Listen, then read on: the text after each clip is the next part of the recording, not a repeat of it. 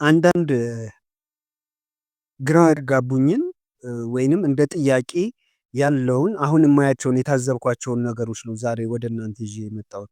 ይህን ስል የማንንም ቤተ እምነት ለመንካት ወይንም የማንንም ቤተ እምነት ለመንቀፍ አይደለም። ግን አሁን ከማያቸው ልምምዶች የተነሳ አንዳንድ የተሰማኝን ስሜት በጨዋነት ምናልባት እኔ ሳላቅ ያጠፋሁት ወይንም ደግሞ እኔ ያልገባኝ ነገር ካለ እናንተም ይሄን የምታዳምጡ ውድ ቤተሰቦቼ ይሄ እኮ እንዲህ ነው ልትሉኝ ትችላላችሁ። ካጠፋው ከወዲሁ ይቅርታ ጠይቃለሁ። የታዘብኩት የድሮ እና የአሁን ላይ ያሉት የፕሮቴስታንት እምነት ተከታይ ወገኖቻችን ላይ የማያቸውን አንዳንድ ልምምዶችን ነው። ይሄም ምን አይነት ልምምድ ነው?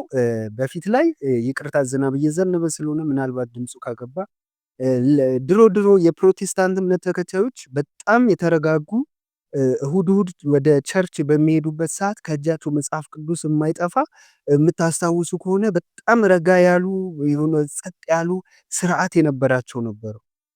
መንገድ ላይ ራሱ በሚሰብኩን ጊዜ እንዳሁኑ ዱላ ቀረሽ ጸብ ውስጥ አይገቡም። በጣም ጨዋ ነበሩ። መዝሙሯቸው የተረጋጋ ነበር። ብዙ የፕሮቴስታንት እምነት ተከታዮች ለዚህም ምስክር ናቸው። አሁን ላይ ግን ከጊዜ ወደ ጊዜ ይሄ ልምምድ ወዴት ሄደ? እነዛ ድሮ የምናውቃቸው የፕሮቴስታንቶች አሁን ላይ እያየናቸው አይደለም። ምናልባት እነሱን አሁን የመጣው ይሄ ብልጽግና ወንጌል የሚባለው ሸፍኗቸው ነው? እኔ ጥያቄ የሆነብኝ ይሄ ነው። ሌላው መንገድ ላይ ስንሰብክ ምን አይነት የትኛው ሐዋርያት ነው እንደዛ በጩኸት እንደዛ ጸብ ቀረሽ ገበያው ውስጥ መጠጥ ቤት ውስጥ የማይገቡ ቦታዎች ላይ ኦፍ ኮርስ ኦኬ ግቡ ስበኩ አትስበኩ አይደለም። ግን ወንድሜ ተረጋግተህ ለምንድን ነው የማትሰብኩ? መጽሐፍ ቅዱስን ይዛችሁ ጸብ ለመጫር እናንተ ሰውን ስሜት ውስጥ ስትከቱ ያ ሰውስ በስሜት ተነሳስቶ እናንተን ሲናገር ያንን ቪዲዮ ሰርታችሁ ትለቃላችሁ። በጣም ነው ይሄ ነገር ትንሽ እየከበደኝ ያለው። በዚህ ወንጌልስ የምትጠሩትን ሰው ወዴት ነው የምትከቱት? ወዴትኛው ቸርች ነው የምታስገቡት? ይሄን ያልኩት ደግሞ በጣም ከባድ ልምምድ ውስጥ ያሉ አንዳንድ ቪዲዮዎችን አስገባላችኋለሁ። በጣም መጥፎ ልምምድ ውስጥ ያለ ይሄ የዛር መንፈስ የሚመስል ጭፈራ ያለው አምልኮ ነው አሁን እያየን ያለው። እሱ ነው ወደዛ ነው የምትጠሩት? ወደዛ ሰው እንዲገባ ነው ወደ የትኛው ቸርች? ምክንያቱም ሙሉ ወንጌልም ቃለ ሕይወትም መሰረተ ክርስቶስ አሁን ያሉት እነ ብልጽግና የሚባሉት የቤተክርስቲያኖችም አስተምሮታቸው አንድ አይደለም። ጥምቀት ለድነት በሚል የምታምን ቤተክርስቲያን አለች። ጥምቀት ለድነት አይደለም ብላ የምታምን ቤተክርስቲያን አለች። በቅዱስ ቁርባን የሚያምን አለ፣ በቅዱስ ቁርባን የማያምን አለ። በህፃናት ጥምቀት የሚያምኑ አሉ፣ የህፃናት ጥምቀት አያስፈልግም የሚሉ አሉ። በአስተምሮት እንኳን ትለያያላችሁና መንገድ ላይ እንደዛ አረብሻችሁ የምትሰብኩትን ሰው ወደ እናንተ ሲመጣ የትኛው ጋር እንዲያመልክ ነው የምታደርጉት? እኔ ይሄ ጥያቄ ስለፈጠረብኝ የትኛው ቸርች ነው የምትጠሩት? እንደዚህ አይነት ይቅርታና ሶፍት ፊቱን ጠርጎ የላቡን የሚያስበላበት ቦታ እንደዚህ አይነት ቦታ ኢየሱስ ይከብራል ብላችሁ ታስባላችሁ? ኢየሱስ በእንደዚህ አይነት ቦታ ላይ ይከብራል እውነት? እንደዚህ ደግሞ አንዳንዶች ስትጠየቁ በብዛት አይ እነሱ እኛን አይወክሉንም ትላላችሁ። እናንተን የማይወክሏችሁ ከሆነ መንገድ ላይ የምትሰብኩትን ስብከት ለጊዜው አቁሙትና እነሱ ላይ ወንጌል ስሯ።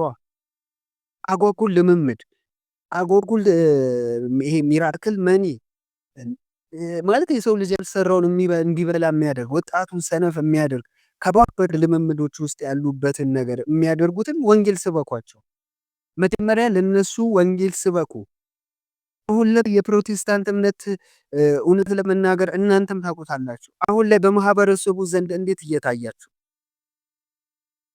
ማለት አንድ ሰው በቃ ድኛለሁ ብሎ የሚሰራቸውን ስራዎች እያየን ነው። ቴሌቪዥናችሁም ቲክቶኩም ዩቲዩብም ምንም ላይ የእናንተ ነው እኮ አሁን እየወጣ እየታየ ያለው። ግን የትኛው ጋር እንምጣ? ብጠሩን እኛ እንምጣ እንኳን ብንል ሲጀመር አልመጣም፣ ይቅርታ አድርጉልኝ። ግን ሰው የምትጠሩት ወደ የትኛዋ ቤተክርስቲያን ነው? የትኛዋ ቸርች ነው? የትኛው አንድነታችሁ ላይ ነው? በአስተምሮ ትለያያላችሁ። ይሄ ሀቅ ነው። ይለህ ምንድነው ማህበራችሁ ወንጌላውያን በሚል ማህበር ስም ቢሰየምም አስተምሮታችሁ ግን ዲኖሚኔሽን ትለያያላችሁ።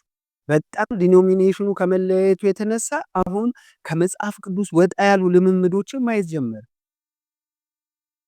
ከባባድ ልምምድ ልሳን እያላችሁ ይቅርታ አድርጉልኝና በጣም የሚረብሽ ነገር አሁን እንደውም አንዳንድ የፕሮቴስታንት ልጆች እያየን ነው።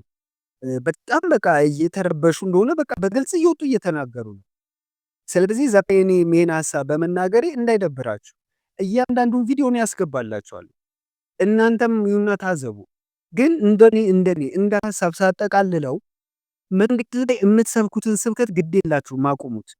መንገድ ላይ የምትሰብኩትን ስብከት አቁሙትና አሁን ያሉትን ልምምዶች የሚያለማምዱትን ላይ ይሄ እንደዛ የሚዘሉ የሚጨፍሩ የሚጮሁት እነዚህ በቪዲዮ ማሳያችሁ ላይ እነሱ ላይ የለውትን ልጆች ላይ ወንጌል ስበኳቸው።